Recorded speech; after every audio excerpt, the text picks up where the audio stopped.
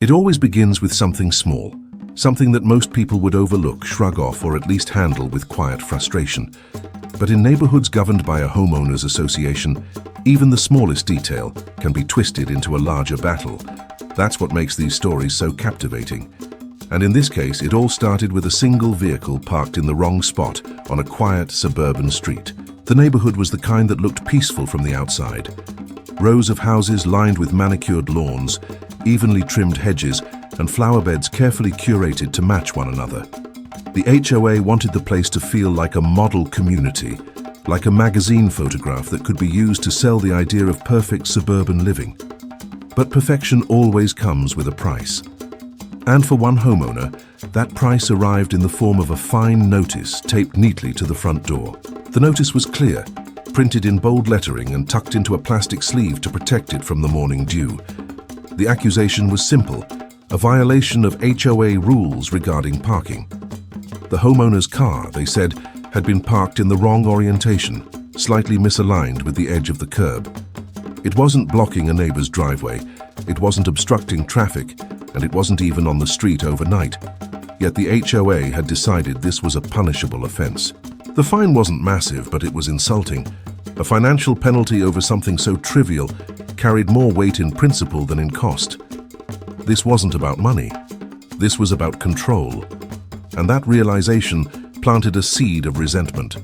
For weeks leading up to this notice, the homeowner had quietly observed how the HOA operated.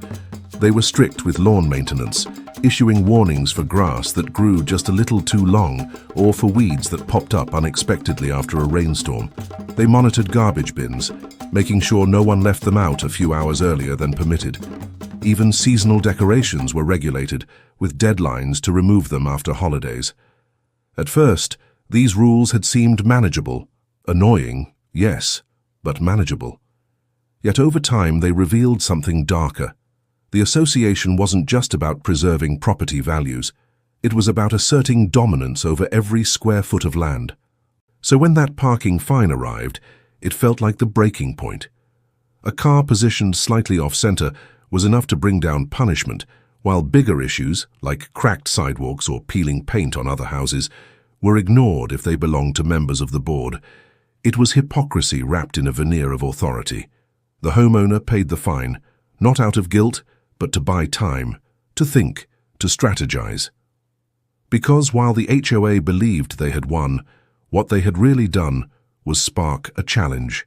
Days turned into nights of restless thought. The unfairness replayed again and again.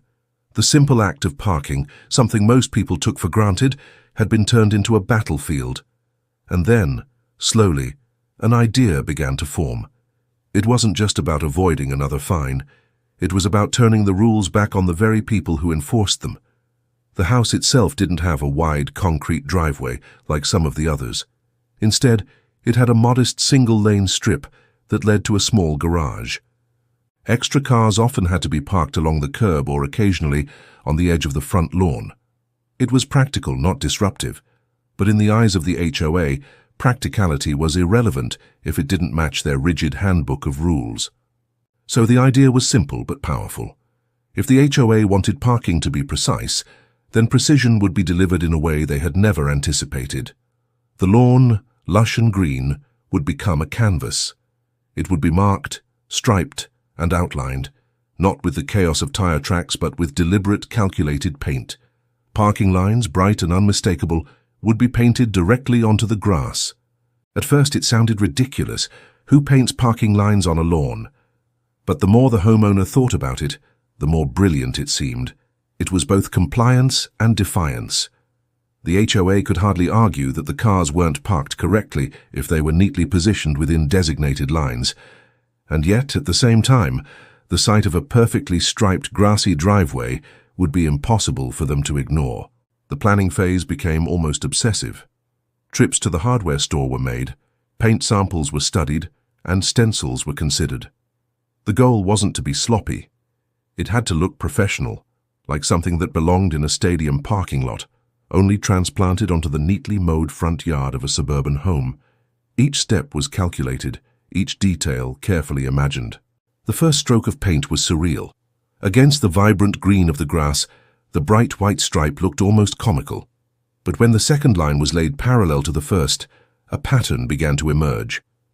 The lawn was being transformed, strip by strip, into a structured, regimented parking zone. A place where no one could argue about alignment. A place where rules were obeyed so literally that they became absurd. Neighbors noticed.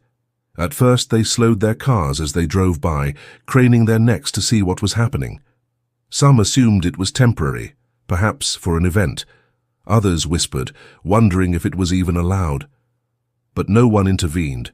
No one called out in protest. They simply watched as the lawn transformed into something no one had seen before. By the time it was finished, the effect was undeniable. The grassy driveway now resembled a miniature parking lot, complete with bright, crisp lines that guided every vehicle into a perfect position.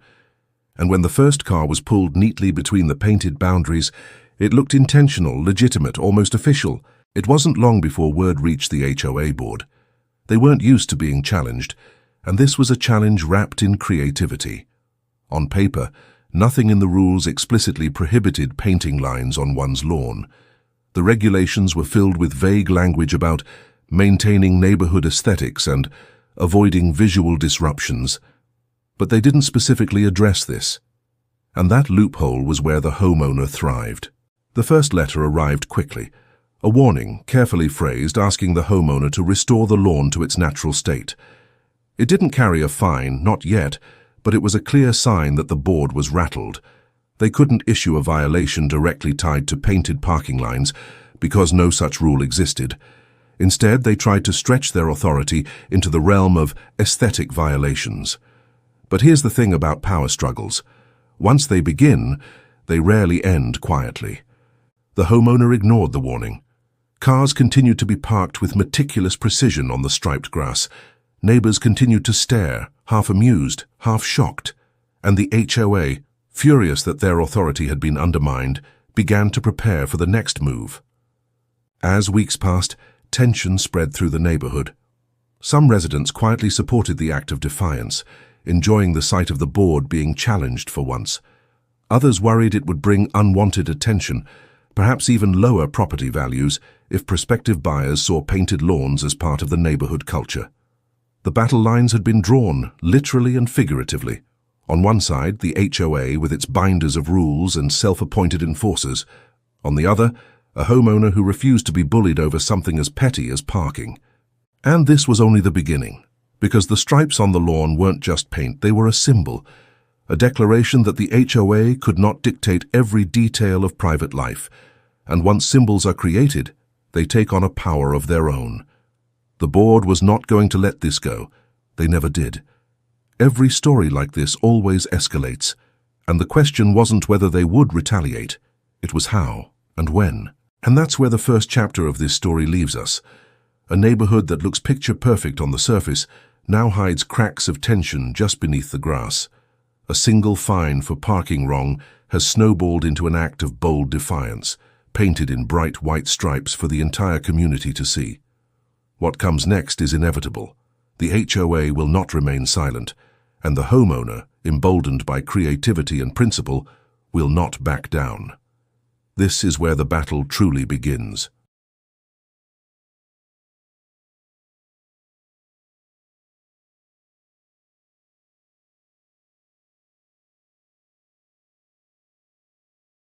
The letter was filled with vague references to bylaws about maintaining uniform aesthetics, but it was clear what they were targeting: the painted lawn. It was the board's way of saying that even if they couldn't fine directly for painted stripes, they would find another angle. They always did. But the paint wasn't just a rebellion, it was clever. The homeowner had used non-toxic water-based field paint, the same kind used for sports fields. It wasn't permanent, and it caused no damage to the grass. Within weeks, if left untouched, the paint would naturally fade with mowing and rain. That detail made it impossible for the HOA to argue long-term harm. It meant the landscaping violation was built on shaky ground. Still, the board didn't care about facts. They cared about appearances, about the way this bold defiance undermined their control. And so they began to dig.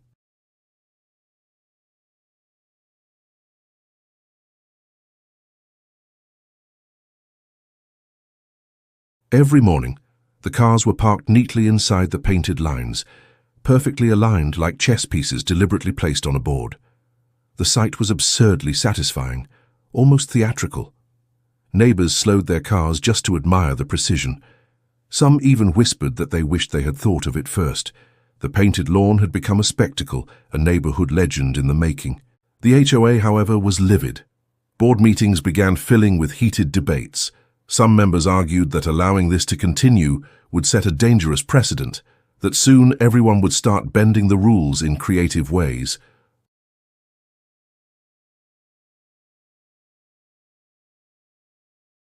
And when authority feels threatened, it lashes out. The next move came in the form of a formal violation hearing. A letter arrived scheduling a mandatory appearance before the board to discuss ongoing non-compliance issues. It was the HOA equivalent of being summoned to court, and it was meant to intimidate. But intimidation only works if the other side is willing to cower. And by now, the homeowner had tasted the satisfaction of resistance. The lawn remained striped, the cars remained perfectly aligned, and the neighborhood kept watching. What most people don't realize about these stories is that they're rarely just about grass or paint or parking. They're about human nature. They're about pride, stubbornness, and the refusal to let someone else dictate your life. The stripes had become more than lines. They were a symbol of independence, a visual protest against overreach, and symbols are powerful. The HOA's frustration boiled over into more aggressive tactics. They hired a landscaping inspector, hoping to find a technical violation they could use as leverage. They scoured the bylaws for any obscure rule that could be twisted into justification. They even began whispering to other neighbors, trying to drum up complaints to use as evidence of community dissatisfaction. But here's the problem with overreach.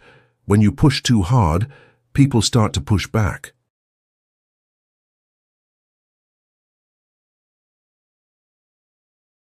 By the time the hearing date arrived, the tension in the community was thick.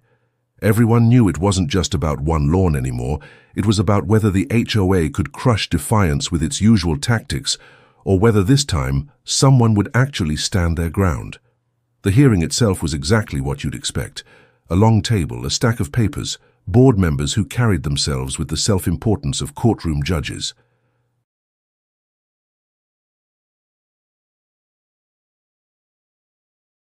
Records of the paint used, proof of its harmlessness, even photographs of other yards in the neighborhood that violated rules but had gone unpunished. Every detail was presented. And most importantly, the absence of any specific bylaw against painting temporary stripes on grass was highlighted with brutal clarity. The board hated it. They couldn't fine without grounds, and they couldn't rewrite the rules on the spot without a formal vote. For the first time, their power felt limited.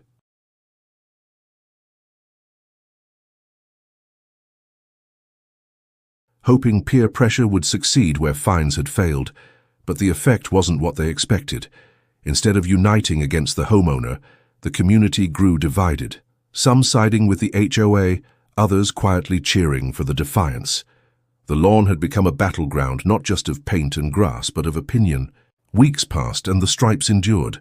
Even as rain faded them slightly, they were reapplied with fresh paint, crisp and bold as ever. The cars continued to sit perfectly aligned, a daily reminder of defiance. The HOA kept issuing letters, but with every empty threat, their power looked weaker.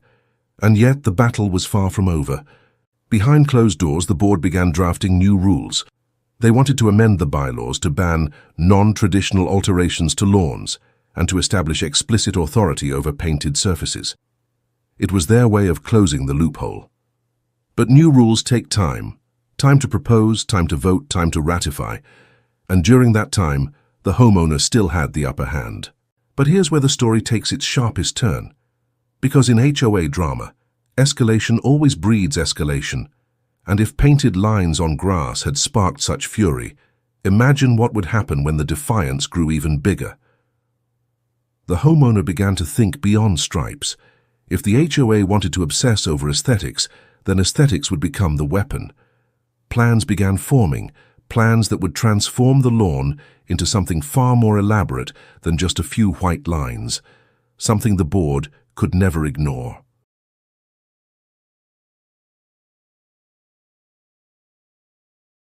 And so the striped lawn stood not as a conclusion, but as a prelude, a sign that the fight was moving to its next stage. The homeowner had won the first skirmish, but the war for control of the neighborhood was far from decided. Because in every HOA battle, there comes a moment when the lines between absurdity and strategy blur completely. When one act of defiance snowballs into something larger than anyone imagined. And that moment was now just around the corner. When the HOA tried to bend the rules to silence the stripes, it might have worked on another homeowner. But not this one. For every notice they sent, for every rumor they spread, the stripes stood bold and unyielding. The cars sat perfectly inside them, like soldiers on parade. The message was clear. The lawn was not just grass anymore. It was a battlefield. The homeowner knew that if the board was going to escalate, he had to stay ahead. And so one evening when the sun set low and the neighborhood lights flickered on, he brought out new cans of paint. Not just white this time. Yellow, blue, red. A full palette of vivid colors meant for athletic fields and festivals. By dawn, the once simple striped lawn had transformed into something spectacular. A checkerboard of vivid patterns, alternating squares like a giant outdoor mural. It was no longer just parking lines. It was a canvas. The effect was immediate. Neighbors slowed their morning jogs, eyes widening at the sight of the transformation. Cars drove past more slowly, headlights sweeping across the bright geometric patterns. Children tugged at their parents' arms, pointing with delight. The lawn had become a spectacle, a landmark in its own right. The HOA, however, saw only defiance. Within hours, another notice arrived, this one more threatening than ever before. They cited disruption of community harmony and warned of serious consequences if the paint was not removed. But there was a problem. There was no rule in the bylaws against it, none at all.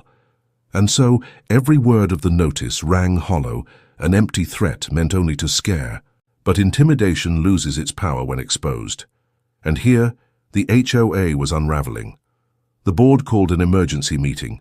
Tensions were high, voices raised, accusations flung back and forth.